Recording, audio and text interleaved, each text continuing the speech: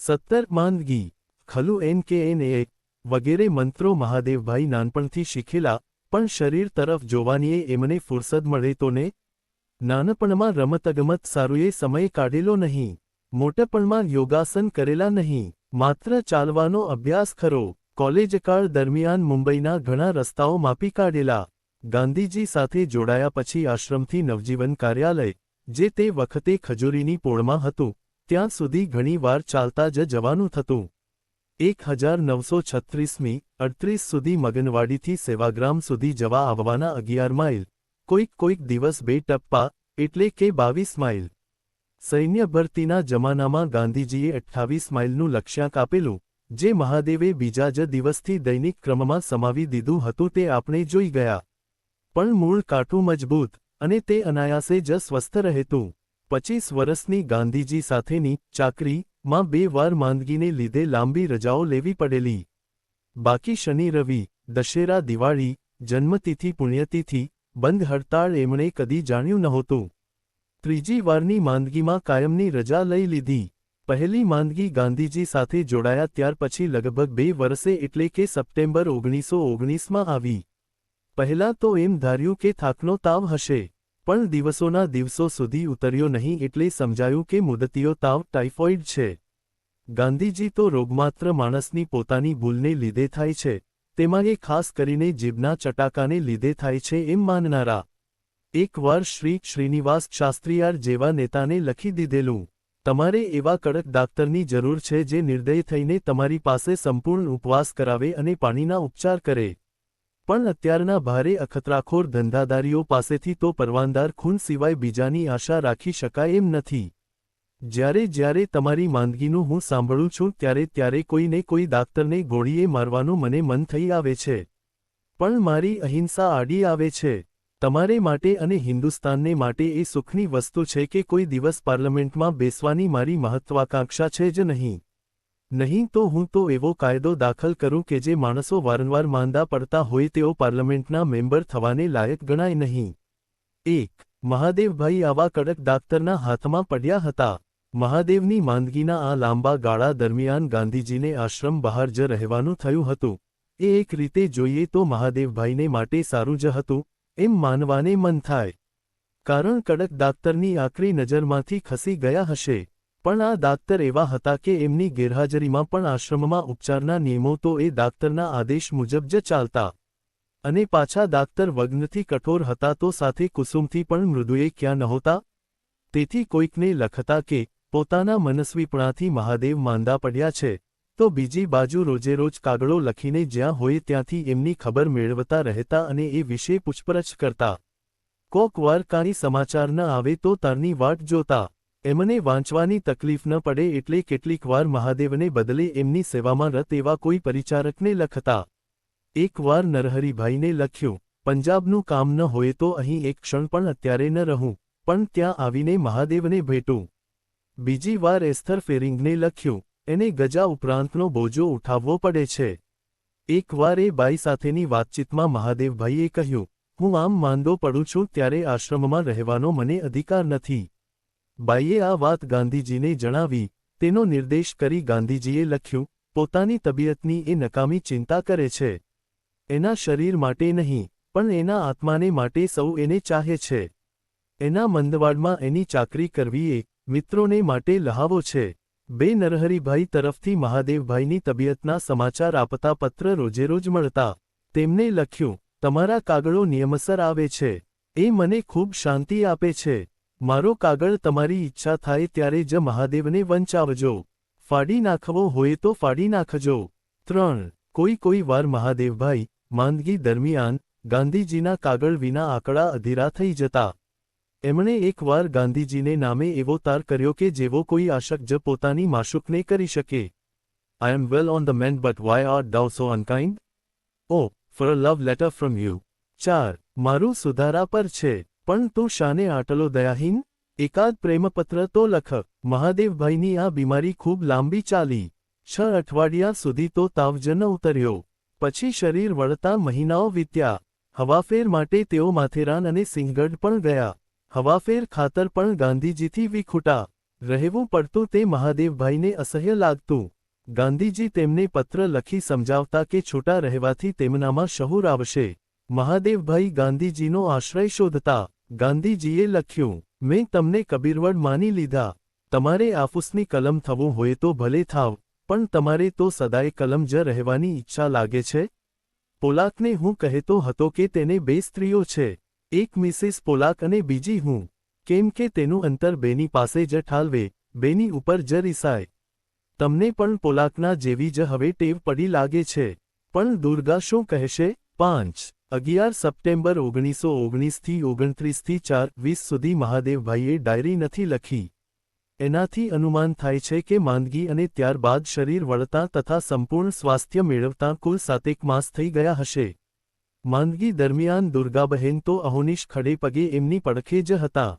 માંદાની સેવા ઉપરાંત તેમની ઉપર તે વખતે પરિચર્યા સારું આવેલા સૌ વડીલો સારું રાંધવા કરવાની પણ જવાબદારી હતી. મહાદેવની માંદગીના સમાચાર જાણતા જ હરિભાઈ દિહેણથી દોડી આવેલા. સુરતથી ડો. ચંદુલાલ દાક્તર કાકા ચંદુલાલ ઘેલાભાઈ દેસાઈ પણ આવી પહોંચ્યા હતા. સુરત પાછા ગયા પછી તેમણે એક પત્રમાં લખ્યું હતું, પ્રભુએ નિર્દોષ બાળક ઉપર કૃપા કરશે એવો દૃઢ ભરોસો રાખજો. 6. મહાદેવની નિત્ય સેવા કરનાર આશ્રમવાસી મિત્રો તો હતા જ. આશ્રમ જીવનનો આ એક મોટો લહાવો છે. એનો કોઈ પણ સભ્ય માંદો પડે ત્યારે એની પૂછપરછ અને સેવાચાકરી કરનારાઓનો કદી તોટો નથી પડતો. તેમાં મહાદેવભાઈ તો સૌના પ્રેમપાત્ર. પછી ચાકરીની શી મણા હોય, પણ આ અંગે એક વિશેષ નોંધ મહાદેવભાઈના જીવલગ દોસ્ત નરહરિભાઈએ કરી છે તે સમજવા જેવી છે.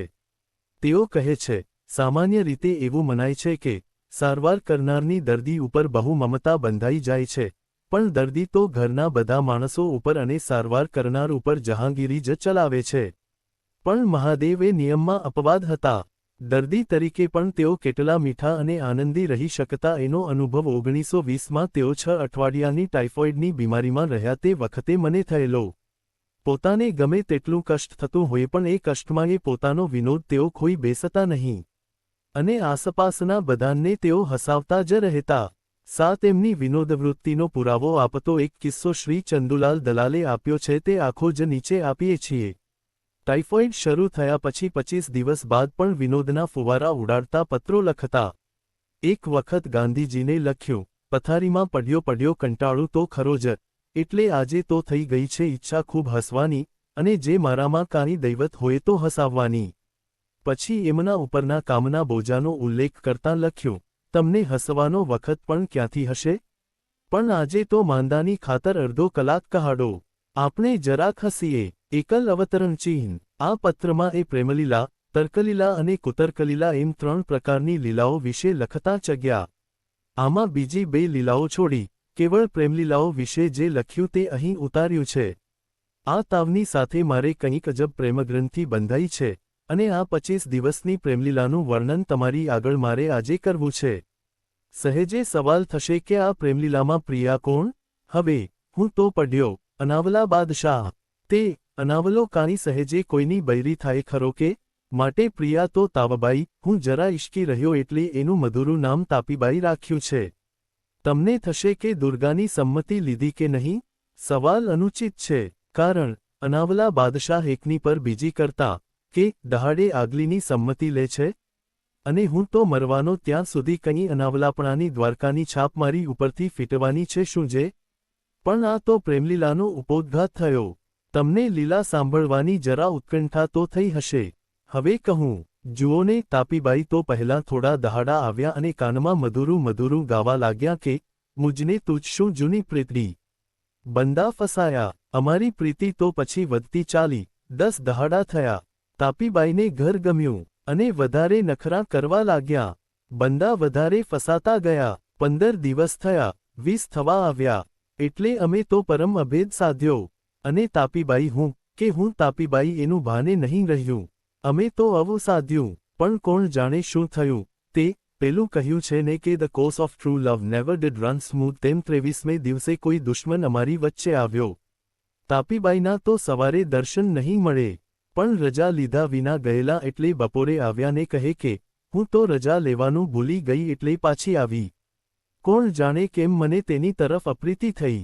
પહેલાં તો હું એને બાથમાં ભીડતો તે હવે થવા લાગ્યું કે ઠીક, સવારે બલા જાય છે, પણ બપોરે પાછી રજા માગવા આવે જ. આજે થયા 25, સવારે ભટકે છે, પણ હજી રજા માગવા આવવાનું છોડ્યું નથી. આસપાસના લોકો અમારી આ પ્રેમકથા અને અંતની વઢવાડની વાત જાણી ગયા છે અને કહે કે 28 દિવસે લુચ્ચાનો છૂટાછેટા કરવાના છે. નરહરિભાઈ મહાદેવભાઈની ચાકરીમાં હતા. એનો નિર્દેશ કરી આ જ કાગળમાં મહાદેવભાઈએ લખ્યું. મેં તો, તમે હસતા નહીં, એની સાથે પ્રેમ માંડ્યો છે. આ વળી અનાવલાભાઈનો ત્રીજો ગોટાળો, અને એમાં પણ કહેવાની જરૂર નથી કે પ્રિયા તો નરહરી જ. એટલે મને તો સહેજે પ્રિયા તરફ પક્ષપાત હોય. છેવટે, મોહન, તારા મુખડાની માયા લાગી રે, મોહન તારા. 8. પોતાની માંદગીને મહાદેવભાઈએ બાદશાહી તરીકે વર્ણવી. એકવાર પરમ મિત્ર શ્રી વૈકુંઠભાઈ મહેતા એમની ખબર કાઢવા આવ્યા. તેમને કહે, મોટા બાદશાહ કરતાં પણ મારી સારવાર ભારે થઈ રહી છે. કાકા સાહેબ 2 વખત આવીને શરીર દાબી જાય છે. બરફના છૂંદાની પોટલી કરી તે પોતાના માથા ઉપર દબાવી તેની સુંદર પાઘડી બનાવી સતત મારે માથે રાખવાનો ઇજારો નરહરીએ લીધો છે. કાકા સાહેબ અને નરહરી દરરોજ પથારીમાં જ મને ગરમ પાણીમાં બોળેલા ભીના ટુવાલથી સ્નાન કરાવે છે ત્યારે કાકા સાહેબ એમના આંગણામાં ઉગાડેલા હોલીહોકના ટગર ટગર જોનારા ફૂલોની વાત કરી ત્યાં જવાની મારી ઉત્કંઠા વધારે છે. સંગીતશાસ્ત્રી પંડિત ખરે 2-3 વાર આવીને પોતાનું મધુરું સંગીત સંભળાવી જાય છે. કિશોરલાલભાઈ કોઈને કોઈ વાતો કરી મને રીઝવી જાય છે. સ્વામી તથા જુગતરામભાઈ આખો દિવસ નવજીવનમાં કામ કરીને રાતે અહીં આવીને ખડા થઈ જાય છે. પિતાશ્રી અને આ દાક્તર કાકા તો અહીં બેઠા જ રહે છે. અને આ બધા ઉપરાંત બાપુ પંજાબમાં ગમે તેટલા કામમાં હોય છતાં રોજ તેમનો સુંદર કાગળ તો ટપાલમાં હોય છે જ. કહો, આવી સારવાર કોઈની થતી હશે? વૈકુંઠભાઈએ જવાબ આપ્યો, તમે સાચે જ એ બધાના અધિકારી છો. એ બધું સુપાત્રે જ થાય છે. 9. સ્વાભાવિક રીતે જ માંદગી દરમિયાન આત્મચિત્કાર અને ઈશ્વર પ્રાર્થના કરવાનો મોકો મળ્યો. મહાદેવભાઈ એમાંથી શાના ચૂકે? લગભગ સતત ભગવત સ્મરણ ચાલુ રહેતું. ગાંધીજીની ટાઇફોઇડ રોગની સારવાર એટલે દર્દીને સંપૂર્ણ આરામ. રોજ એકવાર એનિમા દ્વારા પણ પેટ સાફ રાખવું. પ્રવાહી સિવાય બીજો ખોરાક નહીં. અને સ્પોન્જ સ્નાન. આ જ બીમારી દરમિયાન મહાદેવભાઈએ ટાઇફોઇડમાં તવાઈ રહેલો એક જીવ એવા મથાળા નીચે એક પ્રાર્થના લખી. હે પરમાત્મન, જે જીવમાં તમે વિરાજો છો, તેના વિચાર, વાણી અને વર્તનમાં તમારું ઓજ, તેજ અને રજ આપો. હે પરમાત્મન, આ જીવ જ્યાં સુધી સંકલ્પ વિકલ્પશીલ છે ત્યાં સુધી એનો એકે અશુભ સંકલ્પ ન ફળો. શુદ્ધ, શુભ સંકલ્પનું ગમે તે થાઓ. હે પરમાત્મન, પંચમહાભૂતોનો સંઘ હું નથી પણ સચ્ચિત સુખરૂપ નિષ્કલ બ્રહ્મ હું છું એવી બુદ્ધિનો સદાકાળ આ જીવનમાં ઉદય કરો. 10. માંદગીમાંથી નીકળ્યા પછી શરીર વળવાની ક્રિયામાં જે લાંબો વખત લાગ્યો તેનાથી મહાદેવભાઈ ઘણીવાર કંટાળતા. વારંવાર એમને એમ પણ થઈ આવતું કે આવા શરીર સાથે હું ગાંધીજીનો સહવાસી થવાને લાયક નથી. આ આશયનો સિંહગઢથી લખેલ એક પત્રનો જવાબ આપતા ગાંધીજી લખે છે, તમારે હવે તમારી નિરાશામાંથી, તમારી શૂન્યતામાંથી નીકળી જવાની જરૂર છે. શહુર એની મેળે આવશે, બળાત્કારથી નહીં આવે, મારાથી દૂર જવાથી એ નહીં આવે. મારી પાસે રહેતા જે કામ થઈ શકે તે કરવાથી જ આવવાનું છે. શાંતિ તે ક્યાંયથી વેચાતી મળવાની હતી? મહેલમાં મહાલ તો રાજા ભારે અશાંત હોઈને જોગ જેવો મહાવ્યથાથી પીડાતો શાંત હોઈ શકે. બનિયનને ક્યાં પોતાની જેલમાં થોડી શાંતિ હતી? તમે ખાટલામાં પડ્યે શાંતિ નહોતી ભોગવી? જીવ વલખાં ન મારે તો શાંતિ ભોગવે. તમારું શરીર ચાલે તેથી વધારે શું? તેની ગતિ તમે ન રોકો, તમે તેને સારું જોઈતા ઉપાય લો એટલે બસ છે. મન એવમ એમાં કેટલું જોર છે એ કોણ જાણે છે? હંમેશા સાંભળીએ તેથી કંઈ તેનું સત્ય ઓછું થાય છે કે? અને જો તેનું સત્ય તમે માનો તો એ ગોખીને તમારો શોક, તમારી ગ્લાનિ, તમારી નિરાશા, તમારા તરંગો શમાવી દો. 11. ખિલાફતનો પ્રશ્ન લઈને ગાંધીજીના ઇંગ્લેન્ડ જવાની વાત ચાલતી હતી તેનો ઇશારો કરી તેઓ આગળ કહે છે, મારે હવે જવું જોઈએ એમ લાગે છે. મારે એટલે આપણે. મેં શોકતલીને લખ્યું છે. તે મુંબઈ છે. અહીં તેડાવેલ છે. પછી ખબર પડશે. તમે જરાયે વિહવળ ન થજો, પરમ શાંતિ ભોગવી રાહ જોજો. થવાનું હશે તે થશે. તમારી ચિંતા, તમારો પોશાક એ બધું મારે જ જોવાનું છે ના? એટલે તમને કહું ચાલો ત્યારે ચાલજો. મને ઉતાવળ નથી, કેમ કે હું ઘેર બેઠો છું. શરીરને ખૂબ બાંધો એટલે બીજાને પહોંચી વળશો. 11. પાછળથી અલાહાબાદ ગયા ત્યાં પણ મહાદેવભાઈએ પ્રમાણમાં ટૂંકી એવી માંદગી ભોગવેલી. તે વખતે મહાદેવભાઈએ એક પત્રમાં ગાંધીજી પાસે માગણી કરેલી કે આપ મને ચી. મહાદેવ ન લખો. પછી એમણે કહેવત યાદ કરતાં કહ્યું કે આની પણ માગણી કરવી પડી એટલે કિંમત ઘટી ગઈ. આપ દિયાસો દૂધ બરાબર, માંગ લિયાસો પાની. જવાબમાં ગાંધીજીએ માગ્યા વીણ તો માં ના પીરસે એ કહેવત યાદ દેવડાવી. પોતાના પત્રમાં મહાદેવભાઈએ થોડા ભજનો ટાંક્યા હતા. તેને વિશે ગાંધીજીએ લખ્યું, તમારા ભજનો મળ્યા છે. માંદગીમાં કાવ્યશક્તિ વધે પણ તે બતાવવામાં એ સાજા થતાં વાર લાગે. તેને સંઘરતા છતાં તે માંદગી પછી સાજા થયા પછી દેખાવ આપે તો વધારે શોભે છે. માંદગીનો પ્રસંગ એ અંતર્નાદોને સાંભળવાનો ગણી પોતાને જોયા કરવાથી તેજ વધે છે. તમારી તબિયત સારી છે એવા ખબરો એ તારથી આવ્યા છે. તમારા વ્રતો પાળવાનું સંપૂર્ણ બળ તમને ઈશ્વર આપો. તમે બંને સુખી રહીને સેવા કરો. 12. ગાંધીજીએ ચિરંજીવી કહી સંબોધ્યા તેથી મહાદેવભાઈએ આપ દિયાસો દૂધ બરાબર કહેવતને ફરી યાદ કરી લખ્યું, આ તો ભિક્ષાનું ફળ છે. માંગ લિયાસો પાની એમ થયું, પણ મને તો આપનું ગંગોદક પણ ક્ષીર બરાબર છે. 13. મહાદેવભાઈએ જે ભજનો મોકલ્યા હતા તે એમના બનાવેલા નહોતા. તેથી તેમણે લખ્યું, આપને મોકલાવેલા સમર્થ ભક્તોના ભજનોને આપ મારા સમજ્યા. મેં એક પણ વાક્યથી એવો ભાસ આપને નથી આપ્યો કે એ ભજન મારા હોય. પણ છતાંની ગાંધીજીની ટીકાના મર્મને મહાદેવભાઈએ શિરોધાર્ય કરી કે તે ટીકા એમની બીજી પ્રવૃત્તિને લાગુ પડતી હતી. મેં માંદગીમાંથી બેઠા થયે મને ઉદ્ગારો ઈશ્વરે સ્ફુરાવ્યા તેને સંઘર્યા છે ખરા. તે મારા કાવ્યો તમે કહી શકો ખરા. અને પછી એ વખતે થયેલી દિવ્ય અનુભૂતિનું વર્ણન તેઓ નીચે મુજબ કરે છે.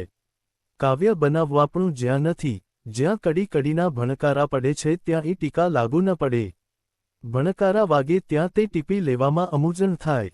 આવી દશા મારી થઈ છે એટલે લખીને હું તો શાંત થયો છું. ટાઇફોઇડ વખતે 1.5 વર્ષ ઉપર 3 જ દિવસે ડવાઇન અફ્લેટસ એ મસ્તાવસ્થા રહેલી અને સુંદર ભાષાંતર પથારીમાંથી ડિક્ટેટ કરાવેલા. આ વખતે જરા કામ વધ્યું છે. સ્વતંત્ર જ ઘણા ખરા આવ્યા છે. તેને કહેતા હો તો બાળી મૂકું, કારણ તેમાંથી નામના મેળવવાનો સંભવ જ નથી. ત્યાં લાલચ તો ક્યાંથી જ હોય. બાકી મારી માંદગીના સ્મરણો તરીકે એ ભલે રહે. આત્મા માટે પથ્ય સુખદ એવી માંદગીમાં પ્રભુએ કેટલા નિર્મળ ઉદ્ગાર કઢાવ્યા છે તેના સ્મરણ તરીકે, અને એવા કઠણ અવસરે પરમાર્થમાં ચિત્ત પરોવવા માટે પ્રભુના સદાના ઋણના સ્મરણ તરીકે તે ભલે રહે. બાકી બીજા કોઈ હેતુએ નહીં. મિત્રોને એ બતાવું છું, કારણ એ મારી સ્વભાવની નબળાઈ છે. જે વસ્તુને હું કાનિક સારી માનું તેનો ઉપયોગ મારા એકલાથી ન જ થાય. જેમ દુર્ગા કાંઈ સારું ખાવાનું કરે તે પંડિતજી કે જવાહરલાલને ખવડાવ્યા વિના ન રહેવાય તેમ. 14 ભજનો કે કાવ્યો કે જે કહો તે લખવા મને અનિવાર્ય, બલકે વારું તો અપથ્ય અસર થાય એવી સ્થિતિ હતી.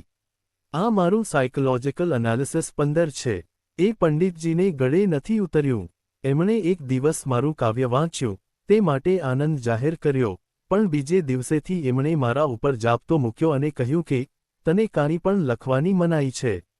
અને તારી કાવ્યશક્તિ કે એક્સાઇટમેન્ટ 16 કે ઇન્સ્પિરેશન 17 વિશે મારી સાથે તારે વાત ન કરવી કે કાંઈ પણ લખે તે મને ન બતાવવું. એ ન વાંચવાનું હું વ્રત લઉં છું. એકલ અવતરણ ચિહ્ન. મેં કહ્યું, આપ દિલ્હી જાઓ ત્યાં સુધી અખંડ મૌન ધારણ કરવાને તૈયાર છું. તે પણ તેમને ન રૂચ્યું. પણ મને લાગે છે કે પંડિતજી પ્રેમમાં મારી સાયકોલોજી, મનોદશા નહોતા સમજ્યા, કે ન સમજ્યો હતો મશ્કરો પ્રોફેસર, જેણે કહ્યું કે તને તો બાપુ વારસ કરવા ધારે છે. તે આમ ભજન અને કાવ્યમાં તણાશે તો બાપુને વારસના નામની પોક મૂકવી પડશે. આ મશ્કરી ભરેલી ટીકામાં થોડો તથ્યાંશ રહેલો છે. મને આ દિવસોમાં અધ્યાત્મના જ કેમ સ્વપ્ન આવે અને સ્વદેશી સ્વરાજના કેમ ન આવે? અને એવું એકે નથી આવ્યું. મારા એક જ લખાણમાં, માંદગીના લખાણમાં, હિન્દુસ્તાનનો અને આપનો ઉલ્લેખ છે. પણ તેને હું શું કરું? મારાથી કૃત્રિમ સ્વપ્ન લવાય ખરા? એ તો કોઈ નઠારો માણસ સ્વપ્નમાં વિષય વિશે બકતો હોય તેનો બકવાદ દૂર કરવાનું તેને કહેવા જેવું છે. માત્ર તફાવત એ છે કે નઠારો માણસ બહાર એમ કહાવે છે કે પોતે સારો છે, જ્યારે મેં મારા વિશે કાંઈ કહાવ્યું જ નથી. 9મી એપ્રિલ 1919ને ધન્ય દિને આપ પકડાયા તેની થોડી ઘડી પહેલાં કેવળ ખાનગી ઉદ્ગારોમાં 18 આપે મને વારસનો ઇલકાબ આપ્યો, અને તે ઉદ્ગારો બિલકુલ સેક્રેડ 19 હોવા છતાં તે વાતનો દુરુપયોગ કરી. ગિદવાનીએ મને જગતની 32સીએ ચઢાવ્યો તે દુઃખ હજી મારી છાતીમાંથી નીકળ્યું નથી. મેં એ પદનો અધિકારી મને ગણ્યો જ નથી. મારું એમ્બિશન પુરુષાર્થ, કેવળ અનન્ય ભક્તિ, સાધુજનની આપના જેવા સાધુજન મને કોઈક જ દેખાય છે, વિસ કરીને આત્મસાક્ષાત્કાર કરવો. હનુમાન જેવાને આદર્શ રાખી તેની સ્વાર્પણ સેવા પોતામાં ઉતારવી, અને કેવળ સેવાભક્તિથી તરી જવું એ જ મારો પુરુષાર્થ છે. બીજો કોઈ પુરુષાર્થ મને ગમ્યો નથી, અને એ પુરુષાર્થને અનુકૂળ હું મારું વર્તન જ્યાં સુધી રખાય ત્યાં સુધી રાખી રહ્યો છું. પણ આ તો બીજી વાત ઉપર ઉતરી પડ્યો. 6 કાવ્યશક્તિ સંઘરતા છતાં તે પાછી સાજા થયા પછી દેખાવ આપે તો વધારે શોભે છે. એ વધારે શોભાનો લોભ રાખી હું કેમ જે રતન ઘડી મળી હોય તેને જવા દઉં. મેં જોયું કે ગઈ માંદગી વખતે એ દશા 3 દિવસ નભી, અને પછી મારી કાવ્યશક્તિ, જે અગાઉ કોઈ દિવસ જણાઈ ન હતી, અને તેમાં અંગ્રેજી પદ્ય તો કદી લખ્યા જ ન હતા, 21 ઉડી ગઈ તે આ માંદગીમાં સજીવન થઈ. તેને પૂન જાગ્રત કરવા માટે ન માથેરાનની રમ્ય ટેકરી કે આપના કાવ્યોત્તેજક સમાગમ સાથેનો સિંહગઢનો સુખવાસ કામ આવ્યા. એ તો ધન્ય માંદગીમાં જ પાછી લાદી તેથી સુખે ન હતું, દુઃખે ન હતું. મને થયું કે પ્રભુએ મને માંદગીમાં જ આવી પ્રાર્થના શક્તિની, એકાગ્રતા શક્તિની ધન્ય પળો આપવા ધાર્યું હશે. આપે પ્રોફ. જેમ્સ's વેરાયટીઝ ઓફ રિલિજિયસ એન્થનું અમૂલ પુસ્તક નથી વાંચ્યું, નહીં તો મારે આટલું લંબાણ કરવાની જરૂર જ ન રહે. હવે રહી એક બીજી ટીકા, તમારો ધર્મ ભજનો મોકલવાનો કે કરવાનો ન હતો, પણ જલ્દી પથારીમાંથી ઉઠવાનો જ હતો. બીજું વાક્ય, માંદગીનો પ્રસંગ એ અંતરનાદો સાંભળવાનો ગણી પોતાને જ જોયા કરવાથી તેજ વધે છે. આ બંને ટીકાનો જવાબ ઉપરના પેરેગ્રાફમાં આવે છે, પણ એના વધારે ઉત્તરમાં એક કન્ફેશન 22 કરી લઉં. પ્રથમ કે મારો બેઠા થવાનો ધર્મ મેં આશાવાદ ના લેખનું 23 ભાષાંતર ડિક્ટેટ કરીને તાવ વધાર્યો ત્યારે મેં તોડેલો, અને તેટલા પૂરતી આપની ટીકા બરોબર છે. બાકી મારા બીજા જાગરણોથી, મારા કેવળ આનંદ અને કૃતજ્ઞતા પ્રેરિત અપાર અશ્રુઓથી અને તે બતાવનારા ઉદ્ગારોથી તો મારી છાતી અને મગજનો ભાર મેં હલકો કર્યો છે. આપની ટીકાનું બીજું વાક્ય અમર છે, પણ તે એક આશા અને ઈચ્છામાં જ રહી જાય છે. એ આદર્શ સ્થિતિ છે, તેમાં પણ મનોદશાની વાત તો આવે છે. કોઈક કેવળ ઈશ્વરાનુભવ સુખ ભોગવતો તેમાં લીન થાય, કોઈ બકબકાટ કરે. બંને હોઈ શકે. જો કે ખરા શૂર અને પરખંદા તો તે જ જે કબીરજી કહે છે તેમ. જો દેખે સો નાહે, સો એન સો અવ નાહે, રસન વેક કાહી, એન હોઈ રહે, બલ નિર્બલ હોય, કે હેન દાસ કો, ગંજી શકે નહીં કોઈ 24. આવો કોઈનો ગાંજ્યો ન જાય એવો ભક્ત કે દાસ હું આ જન્મમાં થઈશ કે નહીં તે ખબર નથી. જો કે પ્રયાસ અને પુરુષાર્થ એ માટે જ છે, પણ આજે હું નથી, એટલે મારા મનના ઉદ્ગારો વૈખરીમાં ઉતરે એ નિવારણ થઈ શકે એમ વાત નથી. પણ હું મૌન સેવવાનો પ્રયત્ન કરીશ. મૌનવારના આપના એ ઉદ્ગારનો મર્મ મારો મનવો સમજ્યા વિના રહે એમ નથી. 2 દિવસ થયા કશું લખ્યું નથી. કદાચ કાર્યશક્તિ વિદાય લેતી હોય, પણ તેની મને શી પરવા. આ જ વિશે બોલતા એક બીજી વાત. આપે કહ્યું કે સારા થવાનો મારો ધર્મ હતો. મોતીલાલજીએ કહ્યું કે You should not work yourself up into a frenzy. You are an adjudged lunatic. You foolish boy, you should think more of your flesh and bone than of soaring in heights ethereal or aerial. આવેશમાં આવી જવાય એટલી હદ સુધી તારે તારી જાતને ઉશ્કેરવી નહીં. કાયદા પ્રમાણે તો તું ગાંડો જ ઠર્યો છે. મૂર્ખ છોકરા, હવામાં અને આકાશમાં ઊંચે ચઢવાને બદલે તારે તારા હાડચામ વિશે વધુ ધ્યાન આપવું જોઈએ. તે દિવસે હું જરા ચીડાયેલો એક્સાઇટ થયેલ હોઈશે સાચું, પણ પંડિતજીએ મને ડાક્ટર થયા છતાં ખૂબ ચીડવ્યો હતો એ પણ સાચું. એટલે મેં જવાબ આપ્યો હતો કે I have thought so long and so much of flesh and bone that it was high time I thought of the spirit. I would recommend the same to you. હાડચામ વિશે એટલો બધો વખત અને એટલો બધો વિચાર મેં કર્યો છે કે આત્મા વિશે વિચારવાનો સમય પાકી ગયો છે. તમે પણ એમ કરો એવી મારી ભલામણ છે. પણ એ ઉદ્ગાર રાજસી કે તામસી ન હતા, સાત્વિક હતા એમ આજે મારું હૃદય સાક્ષી પૂરે છે. સારા થવાનો ધર્મ, એ શબ્દો મને પંડિતજીના વાક્યની યાદ આપે છે. જો કે આપના ઉદ્ગાર અને પંડિતજીના ઉદ્ગારના પ્રેરક ભાવમાં તો આસમાન જમીનનું અંતર રહેલું છે. જીવન મોરા હી ભલા જે સત સુમિરન હોય, એ જ મારું તો લક્ષ્ય છે. હું પ્રભુ સ્મરણ કરતો હોઉં તો મારે તે છોડી સારા થવાનું ચિક્કાર કરવું. 2.5 વળી મહાદેવભાઈ પોતાના પત્રમાં ઊંડી તત્વચર્ચામાં ઉતરી જાય છે. અગોચર રહેતા સંતસન્યાસીઓની આપને તેટલી કિંમત નથી જેટલી પ્રગટપણે કાર્ય કરતા કર્મયોગી સંન્યાસીઓની છે. તેમાં પ્રશ્ન એ આવે છે કે આત્મોન્નતિ અર્થે માણસ પોતાનું જીવન ખર્ચી શકે કે કેમ? અને ખર્ચે તો પારકાની સેવાની ની કામના તે શી રીતે કરી શકે? આ પ્રશ્નનો નિવેડો આર.એલ. સ્ટીવનસન મારા માનીતા લેખકે પોતાના એક નિબંધમાં થોરોની આત્મોન્નતિ પ્રાયણતા અથવા અવધૂત દશા કહું ની જરા વધારે પડતી આકરી ટીકા કરતા આ માન્યો છે. હું સાર ટાંકું છું. Of these two philosophies the one pursues self-improvement, a churlish mangy dog, the other up with early morn, in the best of health, follows the nymph happiness, buxom, blithe, and debonair. Happiness is at least not solitary, it joys to communicate, it loves others, for it depends on them for existence. While self-improvement dwindles towards the prig, the very name and appearance of happy man breathe of good nature, and help the rest of us. આ બે વિચારધારામાંથી એક આત્મસુધારણાની પાછળ પડનારો છે, એક ગમાર ખસિયલ કૂતરો, અને બીજો સવારમાં વહેલા ઉઠે છે, એની ઉત્તમ તબિયત છે, સુખ નામની પરીની પાછળ પાછળ જાય છે, હૃષ્ટપુષ્ટ, મોજીલી અને ખુશમિજાજી એવી એ પરી કાંઈ નહીં તો એકાંતવાસી તો નથી જ, તેને બીજાઓની સાથે સંસર્ગમાં આનંદ આવે છે, તે બીજાને ચાહે છે. કારણ પોતાના અસ્તિત્વ માટે એ બીજાના ઉપર આધાર રાખે છે. એક બાજુથી જ્યારે આત્મસુધારણાવાળો ચોખલીઓ બની જાય છે ત્યારે સુખી માણસ એના નામ અને દર્શનથી ઊંડા સ્વભાવની સુગંધ પ્રેરે છે અને આપણ બધાને મદદ કરે છે. આમાં સેલ્ફ ઓવેવાળાને પ્રેગ કહ્યો છે એ અન્યાય છે.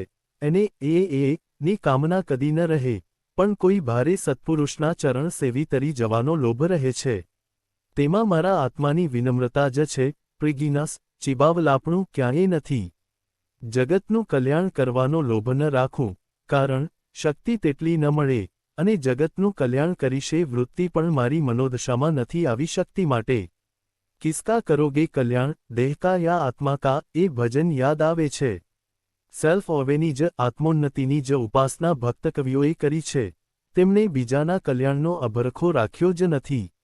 નરસિંહ મહેતાએ હરિના જન તો મુક્તિ ન માગે, માગે જન્મોજન્મ અવતાર રે, એમાં જનસેવા કરવા માટે તે જન્મોજન્મ અવતાર માગે એવો અર્થ લઈએ તો પણ તે જ ભક્ત કવિ એમ ગાઈ ગયા છે કે રામનામ શું તાળી લાગી, સકળ તીર્થ તેના તનમાં રે, ભણે નરસૈયો કે તત્વ શોધ્યા વિના રત્ન ચિંતામણી જન્મ ખોયો, શરીર શોધ્યા વિના સાર નહીં સાંપડે, પંડિત પાર નહીં પાયો પોથે, ઇત્યાદિ. એમાં શરીર શોધવાની જે વાત છે તે કેવળ આત્મોન્નતિની જ વાત છે. ખરી વાત મને એ જ લાગે છે કે જે પ્રભુભક્તિથી રંગાયેલો છે, ઘાયલ થયો છે, તેને બીજી વાતની જ સૂઝ નથી પડતી, ન સુખ પોતાનું કે પારકાનું, તેને તો એ જ લક્ષ્ય છે કે જાણવું તો એવું જાણવું કે એન ખલું વે સર્વમ વે ભવતી, જોવું તો એવું જોવું કે જેની સામે કોટી રવિ શશી ઝાંખા પડે, માણવું તો એવું માણવું કે જેની આગળ સહસ્ત્ર સ્વર્ગસુખ ઝાંઝવા જણાય. એ જ દૃષ્ટિથી કબીરજી કહી ગયા છે કે તો સદ્ગુરુ મિલય એઓ રહે લાગા, સબહી જગ શીતલ ભયા જબ મિટી એ નાગા. પોતાની આગ બુઝવવામાં જ સબ જગને શીતલ કરવાપણું છે. પોતાના જ્ઞાન સાક્ષાત્કાર સ્વાનુભવ શાંતિ આત્મરતિમાં જ જગતની શાંતિ રહેલી છે. એ કેવો ઉન્નત વિનમ્ર ભાવ છે, એટલે એમનો પંથ ન્યારો છે, દોહ્યલો છે, છતાં ઉત્તમ છે એ તો ના ન પડાય. એમાં રહેલી દલીલ તો અતૂટ છે, પણ એમાં રહેલો અનુભવ વધારે સ્ફુટ અને અતૂટ છે, જેને વિશે આપણે બિનઅનુભવીએ તો મૌન ધરે જ છૂટકો. 26. અંતમાં પોતાની માંદગીને વિશે દૃઢતાપૂર્વક માનતા હતા તે તેમના જ શબ્દોમાં જોઈએ. મારી માંદગીને મેં ઈશ્વરદત્ત આશીર્વાદ જ માની છે, કારણ મને પ્રાર્થના, સ્વાનુભૂતિની ઘડી એમાં બહુ મળી છે. આ છેલ્લા 7 દિવસમાં 24 કલાકમાં એકે અનિષ્ટ વિચાર સુદ્ધા સ્ફૂર્યો નથી એમ દિલ નમ્રતાથી કહી શકે ખરું. એ સ્થિતિ તો ભારે જ કહેવાય ને. પણ એ જોબન સૌકાળ રહેશે કે નહીં તે તો એ જોબન આપનારો જાણે.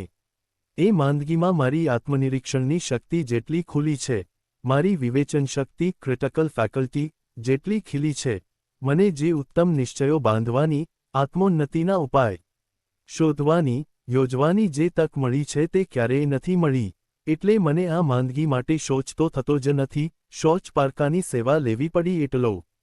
27 નોંધ 1 વે ડાયરી 4 પ્રૂ 169 2 ચંદુલાલ દલાલ સ્વ મહાદેવ દેસાઈ કો 56 3 ગાંધીજીનો અક્ષરદેહ 17 પ્રૂ 28 4 હસ્તલિખિત તારની ઝેરોક્સ નકલ 5 ચંદુલાલ દલાલ સ્વ और देसाई को 70 6 एजन प्रू 56 7 नरहरि परीख वे अवक प्रू 90 8 चंदुलाल दलाल स्व महादेव देसाई को प्रू 57 59 9 नरहरि परीख वे अवक प्रू 90 થી 91 10 चंदुलाल दलाल स्व महादेव भाई देसाई को प्रू 57 11 एयो 70 प्रू 399 पत्र 169 भाग्या 1 12 एयो 21 प्रू 383 13 वे डायरी 16 प्रू 36 થી 37